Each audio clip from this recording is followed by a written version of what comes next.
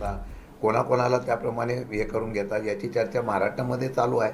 आम्ही त्याच्यावर कधी भाष्य केलं नाही आणि जर तुमची तशी असेल तर वैयक्तिकसुद्धा आम्ही तशी चर्चा करायला तयार आहोत. आधी पृथ्वीराज चव्हाण आणि त्यानंतर पृथ्वीराज चव्हाणांनी 2014च्या सरकारच्या वरून का असेना वारंवार राष्ट्रवादी काँग्रेस पक्षावर टीका केली. त्यानंतर आता विजय वडेट्टीवार अशा पद्धतीनं सुप्रिया सुळे यांना टार्गेट करतायत. महाराष्ट्रातले काँग्रेसचे जे नेते आहेत ते जाणीवपूर्वक राष्ट्रवादी शरदचंद्र पवार पक्षाला कॉर्नर करू पाहताय का? ज्या भेटीगाठी तुमच्या वाढलेल्या आहेत त्याच्यामुळं त्यांना पोटदुखी व्हायला लागलेली आहे का? नाही, यात आपण ज्या पद्धतीने सांगितलं आहे, मी एवढंच सांगू इच्छितो की राष्ट्रवादी काँग्रेस पक्ष शरद पवार पक्षाला टार्गेट करणं एवढं सोपं नाही. आता त्यांच्या नेत्यांनी, राज्याचे अध्यक्ष आहेत हर्षवर्धन सकपाळ, केंद्रातले त्यांचे काँग्रेसचे नेते आहेत, त्यांचे निरीक्षक आहेत, त्यांनी त्यांना समज द्यावी आणि ते समज दिल्यानंतर सुद्धा तसं पद्धतीनं होत राहिलं आम्हाला पण आमची भूमिका स्पष्ट शब्दाने करावी लागेल. टार्गेट सातत्यानं करतायत बाबा, सगळ्यांचा अक्षर सुप्रिया सुळेंबद्दलच आहे. सुप्रिया सुळे देखील म्हटले की दिल्लीतले नेते आमच्याशी चांगले वागतात, राज्यातल्या नेत्यांना काय झाले माहिती नाही, सातत्यानं आमच्या विरोधात बोलत असतात. म्हणूनच मी सांगलं, सुप्रिया सुळेताई आमच्या पक्षाच्या नेत्या आहेत, त्यांच्याबद्दल अशा प्रकारचा चुकीचा समज किंवा चुकीचा मेसेज देऊन चुकीच्या बाबतीमध्ये बोलणं हे पक्ष आम्ही सहन करणार नाही. म्हणून मी मगाशी सांगितलं की आता आम्ही राज्याच्या अध्यक्षांशी मी स्वतः बोलेल, त्यांना सांगेल आणि त्यातही जर सुधारणा झाली नाही तर मग आम्हाला काय करायचं त्याप्रमाणे आम्ही सुद्धा भूमिका ठामपणाने घेऊ. जातीचं राजकारण केलं जाते. शरद पवारांची कन्या म्हणून सुप्रिया सुळे, शरद पवार जे मराठा नेते मानले जातात, महाराष्ट्रातले एक दिग्गज नेते मानले जातात, त्यांची कन्या असलेल्या सुप्रिया सुळेंच्या बाबतीत की त्यांनी ओबीसीचं सर्टिफिकेट काढलेलं आहे असं म्हणून ओबीसी विरुद्ध मराठा असं काहीतरी नवीन वाद लावू पाहतायत का ते? मला वाटतं त्यांनी कोणाची सुपारी घेतली ते त्यांनाच विचारा, कशासाठी ते बोलले ते त्यांना विचारा. त्यांना कुठून पुरावा भेटला सुप्रियाताईंनी ओबीसी दाखला घेतला आहे आणि सुप्रियाताईंनी ओबीसीचा दाखला घेऊन केला, विदाऊट कुठल्याही प्रकारची माहिती पुरावे नसताना जाणीवपूर्वक टार्गेट केलं जातं का? हे कदाचित तुमच्या म्हणण्यामध्ये काही तथ्य असू शकतं. खरं म्हटलं तर आज राज्यामध्ये ज्या पद्धतीने मराठा आणि ओबीसी वाद सुरू केलेला आहे, सत्तेमध्ये वाद मी समजू शकतो, मी आजही म्हणतो ह्या दोन्ही समाजामध्ये वाद त्यांच्या श्रेयवादाच्या असलेल्या महायुतीतल्या 2 नेत्यामध्ये चालू आहे, त्यांच्या मित्र पक्षाच्या प्रमुख नेत्यामध्ये चालू आहे.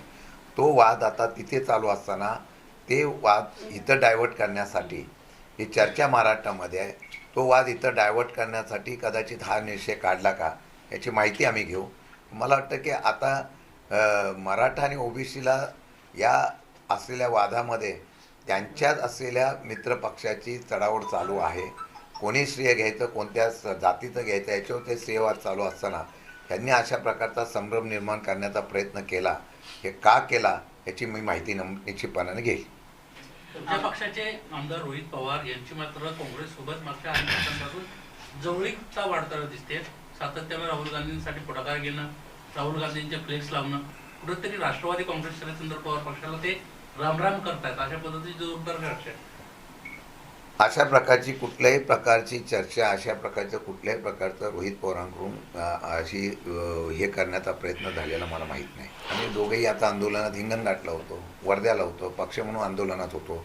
आता वैयक्तिक त्यांनी राहुल गांधींचं स्वागत महाविकास आघाडीचा एक सहकारी म्हणून केला असेल, हा त्यांचा प्रश्न होता आणि त्याप्रमाणे ते केला. परंतु त्यामुळे ते काँग्रेसच्या जवळी गेले, काय गेले, मला वाटतं की पक्षाच्या चौकटीत अध्यक्ष या नात्याने जे कोणी पक्षाच्या चौकटीत आहेत त्याप्रमाणे पक्षाच्या चौकटीत काम करतील. परंतु एकीकडे तुमच्या सुप्रिया सुळे नेत्यांवरती टीका होते आणि दुसरीकडे रोहित पवार काँग्रेसच्या जवळ जातात. अर्थात मग ही परिस्थिती काय पक्षामध्ये सध्या तरी? नाही, मी एवढंच सांगेल की काँग्रेसच्या नेत्यांशी मी चर्चा करेन आणि काँग्रेसची तशी भूमिका असेल तर माझ्या पक्षाच्या प्रत्येकाने काँग्रेसच्या भूमिकेच्या संदर्भामध्ये जर चुकीचं असेल तर त्याच्या बाबतीमध्ये आम्ही पक्षाच्या जो निर्णय घेईल तो सगळ्यांना लागू असेल. परंतु मग याच काँग्रेसच्या नेत्यांमुळे खरं तर 2014ची सत्ता तुमची गेलेली होती. बरोबर आहे, मी मगाशी सांगितलं मित्र पक्षाला संपवण्यापेक्षा मित्र पक्षाबरोबर एकत्र येऊन काम करणं फार गरजेचं आहे. आज सत्तेत नसताना उद्या सत्तेमध्ये येण्याच्या संदर्भातून महाविकास आघाडी म्हणून या निर्णय घेणं गरजेचं आहे. पण आपल्याच मित्रांच्या बाबतीमध्ये संभ्रमावस्था निर्माण केली जाते. हा इथे भेटला, तो तिथे भेटला, तो तिथे भेटला, मग आता असं आहे, तसं आहे, तसं आहे, तुम्हीच चर्चा करताय. विरोधकांनी केलं मी समजू शकतो, पण विरोधक काय बोलत नाही, आमचे मित्र जास्त चर्चा करतायत. आणि मला वाटतं की या सर्व गोष्टीच्या माध्यमातून त्यांची काय काँग्रेसची वेगळी रणनीती ठरली आहे का काय, याची मी माहिती निश्चितपणाने घ्या. आणि मी त्याच्या 2014 ची सत्ता काँग्रेसमुळे गेली का? 100% ज्यावेळेला आपली सत्ता महाविकास आघाडीमध्ये काँग्रेस आणि राष्ट्रवादी एकत्र होती, त्यावेळेला ही सत्ता असताना आपल्याच असलेल्या पक्षाचा त्यावेळेला बदनाम करून त्या पक्षाच्या असलेल्या नेत्यांना आणि प्रतिमा खराब करण्याचा, पक्षाचा प्रतिमा खराब करण्याचा प्रयत्न झाला. आणि मग पुढे येणाऱ्या काळामध्ये त्यामुळे ती सत्ता गेली, ही वस्तुस्थिती आहे.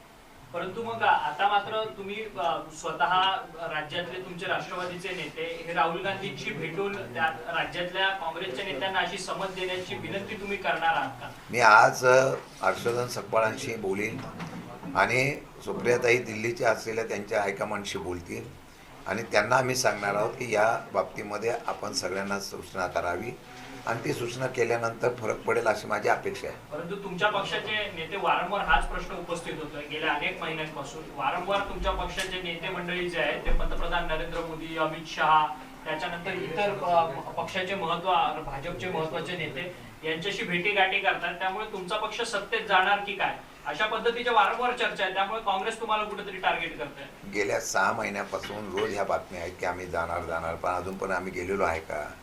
आम्ही आहे तिथंच आहे ना. पण आम्हालाच का टार्गेट केलं जातं याची मला आश्चर्य वाटतं.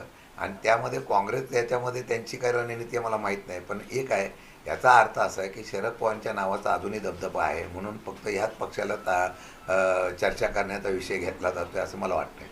परंतु तोच पुन्हा मुद्दा उपस्थित होतोय. सातत्यानं तुमचा पक्ष जो आहे तो कुठेतरी सत्तेच्या जवळीक जातोय म्हणून काँग्रेस तुम्हाला टार्गेट करते. अर्थात तुम्हाला काँग्रेस महाविकास आघाडी काँग्रेसने तसं सांगावं स्पष्ट शब्दात की तुम्ही सत्तेत जाताय म्हणून आम्ही तुम्हाला टार्गेट करतो. मग मी त्याला उत्तर देईन. मला वाटतं की अजूनही मी महाविकास आघाडी म्हणून आम्ही एकत्र राहावं म्हणून आम्ही प्रयत्न करू. परंतु गेल्या आठवड्यापासून ज्या पद्धतीने चाललेलं आहे ते योग्य नसून याच्या माहितीमध्ये मी आज सूचना करेल. ती सूचना केल्यानंतर जर त्यात फरक पडेल अशी अपेक्षा व्यक्त करतो. नाही झालं तर आमच्या पक्षाची भूमिका आम्ही स्पष्ट करू. राहुल गांधींच्या पुण्याच्या कार्यक्रमाला चांगलं यश आलं, त्यांना बळ आलंय काँग्रेसला, त्यामुळे हा आत्मविश्वास काँग्रेसचा द्विगुणित होऊन तुमच्यावरती टीका होते का? कदाचित असं पण असेल. त्यांना वाटलं असेल आता एका एकट्याच्या ताकदीवर आम्ही महाराष्ट्र जिंकू शकतो असं त्यांना अपेक्षा वाटली असेल म्हणून आमच्यावर प्रेम जास्त ओतू दाखवायला लागलेले आहेत. पण मला वाटतं की ते प्रेम ओतू दाखवताना एकत्रित आम्ही राहिलो आणि एकत्रित पुढे गेलो तर त्याचा फायदा होईल. आमच्यात विभाजन झालं तर बाकीच्यांना विभाजनाचा फायदा होईल याचा विचार त्यांनी करावा. कदाचित आमचं विभाजन व्हावं यासाठी कोण प्रयत्न आमच्यातलाच करतो का ह्यासुद्धा शंकेला वाव मिळू शकतो. मराठा नेत्यांना बदनाम करून काँग्रेसचा एक ओबीसी चेहरा पुढे आणायचा प्रयत्न वडेट्टीवार करतात असं वाटतंय. कारण आगामी काळामध्ये कुठेतरी अशा पद्धतीनं ओबीसी चेहऱ्याला संधी महाराष्ट्रात मिळू शकते अशी चर्चा आहे. कोणाला पुढे आणायचं? स्वतःला राज्यातला ओबीसी नेता म्हणून असं आहे की विजय वडेट्टीवारांना त्यांच्या काँग्रेसच्या नेत्यांनी कोणाला पुढे आणायचं काय नाही ते ठरवावं. आता विजय वडेट्टीवारांच्या बाबतीमध्ये त्यांनी त्यांचा चेहरा आणायचा, ओबीसी नेता म्हणून पुढे यायचा असेल, काय करायचं त्यांनी ठरवावं. आणि काँग्रेसने सुद्धा तसं ठरवावं. त्यांना कुठे पुढे येण्यासाठी उगीच प्रसिद्धीच्या झोत्यामध्ये यावं म्हणून कोणाच्या आमच्या लोकांच्या मोठ्या नेत्यांची नावं घ्यायची आणि चर्चेला विषय आणायचं योग्य नाही. तुमच्यात हिंमत असेल तर चुकीचे दाखले दिलेत त्यांच्या विरोधात तुम्ही रस्त्यावर उतरून आंदोलन करण्याची धमक दाखवा. आता विजय वडेट्टीवारांनी एक ट्विट केलेलं आहे. खरं तर सुप्रिया सुळे यांच्या नावाचा जो आहे तो अनावधाने मी उल्लेख केलेला आहे. त्यामुळे कोणताही त्यांच्यावरती आरोप करण्याचा माझा हेतू नव्हता अशा पद्धतीचं स्पष्टीकरण ते आता त्यांच्या ट्विटद्वारे करतात. चला चांगलं आहे, देर आहे दुरुस्त आहे. मग त्यामुळे मी मगाशी म्हटलेले सगळे माझे शब्द मागे घेतो.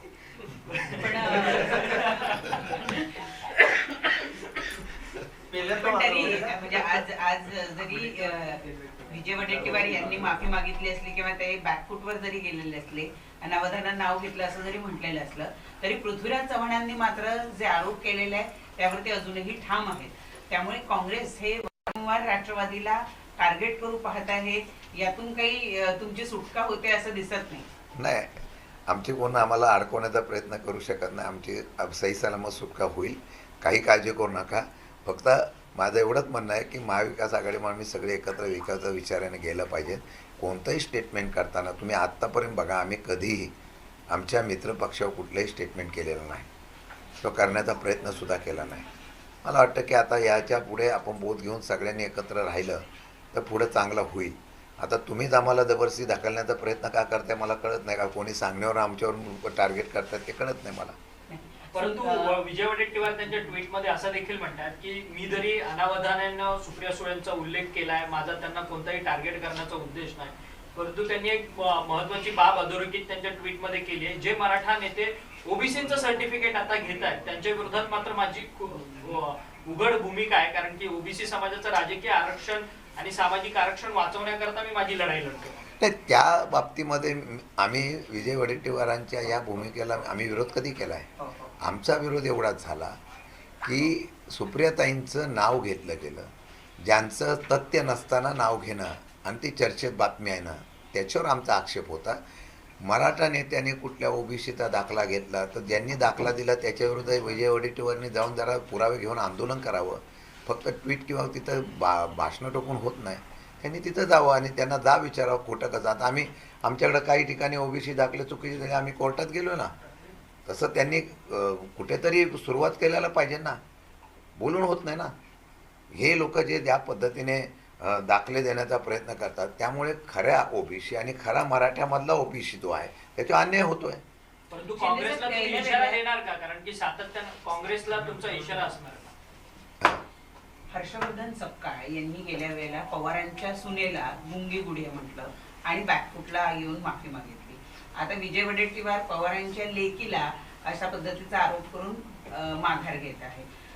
कुठेतरी जाणीवपूर्वक संपूर्ण पवार कुटुंबीय यांनाच हे टार्गेट करतायत असं वाटतंय का? आणि मोठ्या मोठ्या नेत्यांनी अशा पद्धतीनं वक्तव्य करायचं, बदनामी होऊ द्यायची आणि मग त्यानंतर माघार घ्यायची, याला काय अर्थ आहे?